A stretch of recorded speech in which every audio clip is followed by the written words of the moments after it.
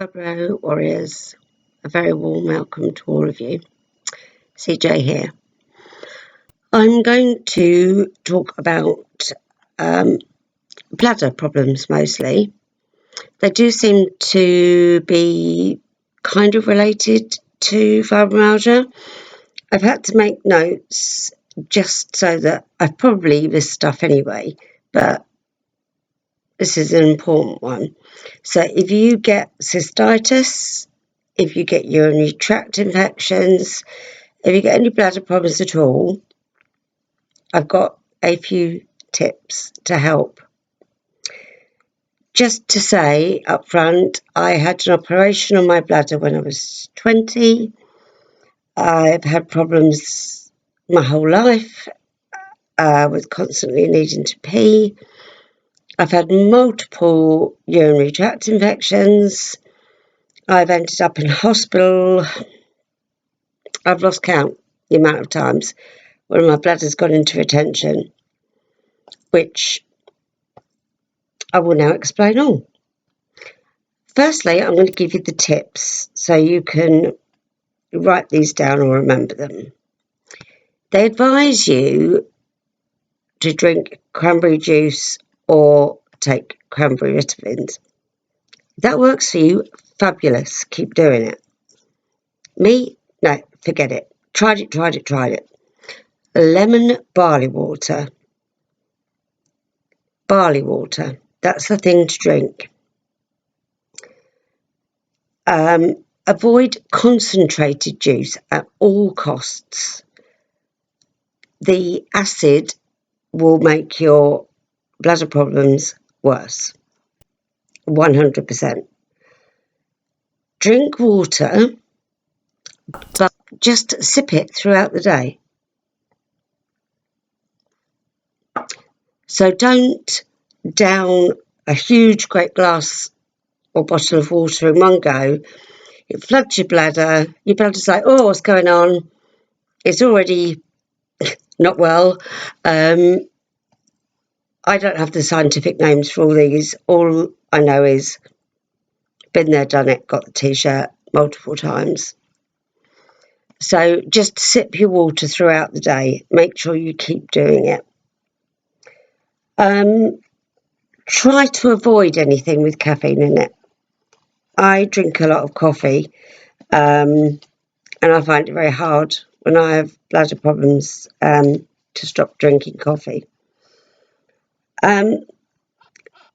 You might be surprised at this one, and again, you do your thing, but I'm just talking from my own experience and what doctors advise. Don't use soap on your intimate area. And if you're bathing when you have got bladder problems, don't use any bubble bath. Don't use bath bombs. Don't use anything in your bath except for the water. Nothing else at all. The vagina is self-cleaning. It cleans itself. And if you're already having problems with your bladder, putting soap there is just going to aggravate it and make it worse. You honestly don't need soap. If you don't believe me, check it out. Okay, so if you're having trouble actually peeing, try one, running in the tap whilst you're sitting on the toilet, or try peeing when you're in the shower. Don't ask me why. I am not a scientist. All I know is what's worked for me. And when it's been so bad, I felt like I am literally peeing razor blades. The last thing I want to do is this, even though I know I have to. And somehow going in the shower works for me. If you've never tried it, what have you got to lose? Okay, so if you are Having bladder problems, you know you've got a urinary tract infection, for example. If you've been drinking your water and you haven't peed throughout the day, and you suddenly start getting a really bad pain above your pelvic bone area, don't leave it. It will not resolve itself. It means your bladder could be going into what's called retention. So that means the bladder is not releasing any urine at all. So I'm talking if you haven't peed for hours, not if you haven't peed this afternoon. Take this one sensibly. If you've been drinking your water and say you haven't peed all day and you start to get this pain above your pelvic bone, above your vagina area, that pain will get worse and worse and worse. Don't leave it. Get someone to drive you immediately to your nearest A&E or call an ambulance. And I'm absolutely serious about this. Once the bladder's got into retention, whatever you do, other than put a catheter in, which I don't suggest you do on your own, that pain will get worse and worse and worse and worse and worse. So don't leave it. Get yourself to a doctor if you think that's what's happening. If your bladder's gone into retention before and you know the signs, don't leave it. Get to A&E. The pain, I've lived with a lot of pain my whole life. Violins. I'm not looking for sympathy. I'm just saying I have lived with severe pain my whole life. The pain of my bladder going into retention, my children were under 11, both under 11. I could not get up off the floor. I ended up on the floor in the fetal position, and I got one of my children to get me the phone and made them go up to their rooms, and I rang my doctor, my GP. He came out and immediately called an ambulance. I literally couldn't move a muscle. I'm used to pain. That pain is something else.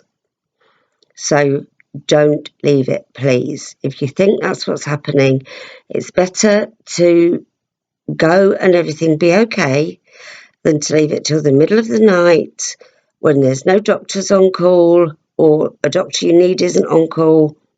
Please don't leave it, please. So those are my tips. And just a little bit of a story time. You might not be interested. You can click off this if you're not interested in the rest of it.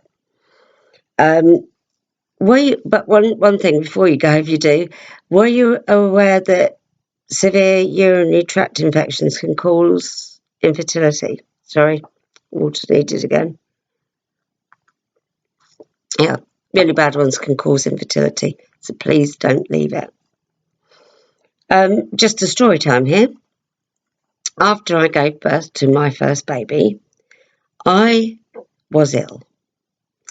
I came out of hospital weighing about 5 stone. I don't know what that is in pounds, I'm sorry. I had severe mastitis. I'd got the girls out. They were completely bruised. I was airing them. Midwife comes, pulls the curtain back and says, "Good grief, woman, what have you been doing?" And I just burst into tears and said, "Trying to breastfeed my baby." So know when to call it a day when you've done your utmost to breastfeed.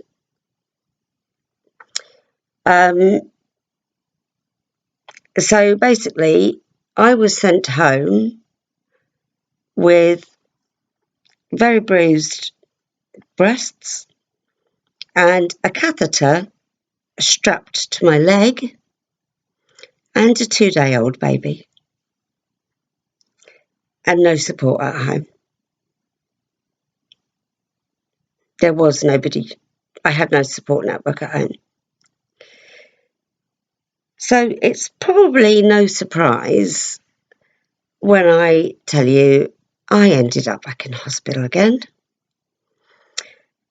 And this time I had to go in with my baby, who was about 5 or 6 days old by this time.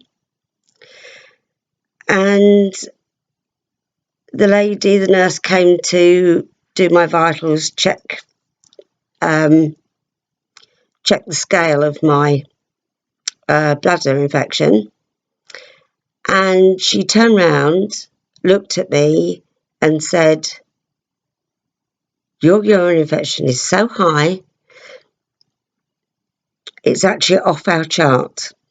I can't actually record how high it is because it's gone completely off the chart." And yeah, it was incredibly painful. And every time they tried to take the catheter out, I couldn't pee. I was in hospital for 2 weeks with my first baby. And I came out of hospital. I don't really want to repeat what my health visitor said because it's controversial. But she said I looked like I'd come out of somewhere.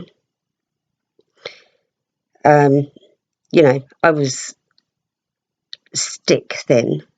My eyes had sunk into the sockets. I was in a really bad way. And then to top it all, I ended up with postnatal depression. No surprises there, I don't think.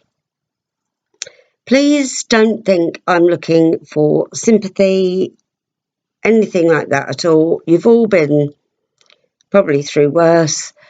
That's just one story time. I've got so many of you interested in them. I'm open to talking about what's happened to me. I've had a lot of things on top of fibromyalgia. So, what can I say? I have experience of bladder problems. And when stupid women like that person came out with steaming your vagina, don't steam your vagina. You're killing off the good stuff in there. Just don't. It's self-cleaning. Hot water, if you must, a tiny little bit of soap, but steer clear of it if you can. If you've had regular bladder problems, you'll probably be like me and know when they're coming. Doctors get very frustrated with me because they're like, well, how do you know you've got a urine infection? How do you know the bleeding's not period blood? Duh, I'm a woman. I know about periods and blood, and it's not a period. That's coming from my bladder. But still, you know, that goes back to what I've said in previous videos about telling doctors, because they won't have it. But I've had to learn to look after my own body. I've had problem after problem after problem. I'll give you a list at some point, if you like, of all the procedures I've done. I've had an operation on my heart whilst I was awake. Scary? Absolutely not in it. But that's a completely different subject. That's when my heart was going into tachycardia and I was beating at the highest, I think it was 210 beats a minute. When at rest, I know my pulse rate is 61 on the dot. But that's a story for another time if you're interested. Please do be honest. You know, if you feel this isn't the place, this isn't the time for story times, please let me know, because I don't want to be here pouring my heart out if it's not stuff you want to hear. If you just want the tips, that's fine. But I just wanted to get that recorded and done while it was in my head. I'm bound to lay in bed tonight and think, oh, I forgot this, I forgot that. But, okay, well, we'll leave it there. And let me have your comments. Do you have bladder problems? Do you have issues? Mine started when I was very young, and I've gone on throughout my life. So what more can I say? Other than be kind to yourselves. Don't push yourselves. And take care. Thanks for listening if you've got this far. And I hope it's helped. If you do have problems, I hope I've actually given you something that you can use and that will help you. So God bless. Namaste. And I'll see you in my next one. Bye for now.